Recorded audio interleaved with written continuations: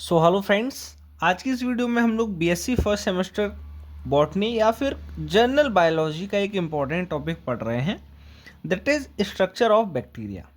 बहुत ज़्यादा इम्पॉर्टेंट है और एग्ज़ाम में पूछा जाता है, और जनरल अगर आप बायोलॉजी के स्टूडेंट हैं तो आपको आना भी चाहिए। बात करते हैं तो बैक्टीरिया देखो सबसे पहले ऑर्गेनिज्म में से पाया जाता है, one of the very first organism to evolve to earth, यानी कि जब अर्थ की उत्पत्ति हुई थी उस समय से पहला ऑर्गेनिज्म लगभग आपका बैक्टीरिया है। ठीक है, ये आपकी हॉटर कंडीशन में भी रह सकते हैं और कोल्डर एनवायरनमेंट में भी रह सकते हैं। बैक्टीरिया की अगर हम बात करें तो ये मल्टी सेलुलर नहीं है, ये यूनिसेलुलर है। ठीक है, और ये किंगडम प्रोकैरियोटिक में आता है। ठीक है, अब हम बात करते हैं स्ट्रक्चर के बारे में। ठीक है, जनरल आपने पॉइंट समझ लिए। अब हम स्ट्रक्चर की अगर बात करते हैं और इसका अगर स्ट्रक्चर का क्लासिफिकेशन करते हैं तो क्लासिफिकेशन हम चार तरीके से कर सकते हैं। इसके शेप के ऊपर, सेल वॉल की कंपोजिशन के ऊपर, रेस्पिरेशन के मेथड के अकॉर्डिंग, और इसका न्यूट्रिशन का मोड कौन सा है, इसके अकॉर्डिंग हम चार तरीके से बैक्टीरिया का क्लासिफिकेशन कर सकते हैं। सबसे पहले हम थोड़ा सा इसका स्ट्रक्चर देख लेते हैं ताकि हम जो है थोड़ी सी हमें क्लैरिटी आ जाए और हम चीज़ों को जो है बढ़िया तरीके से समझ लें। यहाँ देखिए, सबसे बाहर वाली सरफेस जो है ये सेल वॉल है इसकी। ठीक है, ये रेड वाला जो आप पॉइंट सर्कल देख रहे हैं इसको बोलते हैं प्लाज्मेट। यहाँ पर पूरी लेबलिंग की गई है। अब अच्छा, ये जो वाइट सरफेस है यानी कि जो पेपर है ये पूरा साइटोप्लाज्म है। ठीक है, सेल वॉल के अंदर क्या है, साइटोप्लाज्म है। ये आपको पूरा फील्ड है साइटोप्लाज्म। मैंने यहाँ गंदा नहीं किया, मैंने आपको बता दिया ये आपका फ्लूइड मटेरियल है। ठीक है, अब जो आपको यहाँ गुच्छीदार ये चीज़ दिख रही है, ये चीज़ ये है आपका बैक्टीरिया का क्रोमोसोम। ठीक है, या फिर खुद का डीएनए आप कह सकते हैं। ठीक है, ये आपको तीन जो एरो यहाँ मैंने शो किए हैं इसको बोलते हैं फ्लैजेलम। ये स्ट्रेक्ट थ्रेड लाइक स्ट्रक्चर होते हैं जो कि इसको मूवमेंट करने में मदद करते हैं। आपको पता होगा कि फ्लैजेला का फंक्शन यही होता है कि वो मूवमेंट करने में मदद करेगा।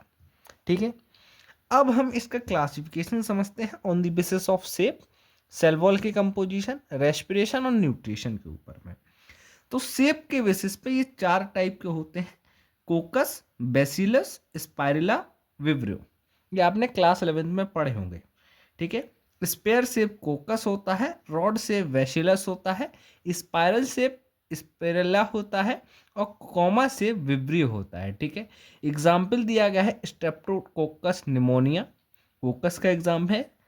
बेसिलस का एग्जाम्पल है ई कोलाई। ठीक है, स्पेरेला का एग्जाम्पल है आपका स्पिरिलम वोलेंटास। ठीक है, और विब्रियो का एग्जाम्पल है आपको विब्रियो क्लोरेली। ठीक है, ठीक है, तो आपके शेप के अकॉर्डिंग ये हो गया। ठीक है, विब्रियो का क्या है आपका विब्रियो कोलेरा। ठीक है, तो इससे क्या होता है आपकी कोलेरा डिसीज होती है। चलिए, अब अगर हम सेल वॉल के कंपोजिशन के बात करें कि सेल वॉल कैसी पाई जा रही है, तो एक तो देखो इसमें पेप्टाइडोग्लाइकन सेल वॉल पाई जाती है, जिसमें सेल वॉल आपकी पेप्टाइडोग्लाइकन की बनी होती है। एग्जाम्पल है इसका ग्राम पॉजिटिव बैक्टीरिया। जब आप ग्राम पॉजिटिव बैक्टीरिया पढ़ेंगे तो आपको वहाँ देखने को मिलेगा कि ये उसमें जो सेल वॉल है उसका कंपोजिशन क्या है, पेप्टाइडोग्लाइकन है। और लिपो पॉलीसेक्राइड सेल वॉल पाई जाती है, जैसे कि सेल वॉल उसमें किसकी चीज़ की बनी होती है, लिपोपॉलीसेक्राइड की बनी होती है, जैसे कि ग्राम नेगेटिव बैक्टीरिया। अगर हम न्यूट्रिशन के बारे में बात करें तो दो टाइप के होते हैं, एक होता है ऑटोट्रॉपिक, एक होता है हेट्रोट्रॉपिक। मतलब कि एक खुद खाना बना लेता है, एक को दूसरी जगह से खाना उधार लेना पड़ता है। ऑटोट्रॉपिक मतलब कि जो खुद की खाना बना ले सनलाइट या फिर इनऑर्गेनिक कंपाउंड से, जैसे कि साइनोबैक्टीरिया है। हेट्रोट्रॉपिक मतलब कि जो अपना खुद का खाना नहीं बना पाए, किसी अदर सोर्स से न्यूट्रिशन प्रोवाइड कर लें। ठीक है, मोस्टली आपके डिसीज कॉजिंग बैक्टीरिया जो होते हैं वो इसका एग्जाम्पल है। इसका एक और एग्जाम्पल है आपका राइजोबियम। ठीक है, इसी का एग्जाम्पल है हेट्रोट्रॉपिक बैक्टीरिया का। अब हम बात करते हैं on the basis of respiration. तो एरोबिक होती है और एनोबैरिक होती है। तो एरोबिक में क्या होगा, एयर की नेसेसरी होगी रेस्पिरेशन के लिए, एग्जाम्पल है माइकोबैक्टीरियम। और एन एरोबिक में क्या होगा, आपकी एयर नहीं होगी, ठीक है, जैसे कि एक्टिनोमाइसिस आपका जो बैक्टीरिया है वो इसका एग्जाम्पल हो जाएगा। कुछ बैक्टीरिया यूजफुल होते हैं, जैसे कि दूध को दही में कन्वर्ट करने में lactic acid bacteria lactobacillus use होता है। फर्मेंटेशन में मदद करते हैं, जैसे कि स्ट्रेप्टोकोकस बैक्टीरिया हो गया। मेटाबॉलिक प्रोसेसेस में ये चीज़ जो है आपकी हेल्प करती हैं। डाइजेशन में हेल्प करती हैं, इम्यून सिस्टम को हेल्प करती हैं, जैसे कि आपका एक्टिनोबैक्टीरिया हो गया या फिर प्रोटोबैक्टीरिया हो गया।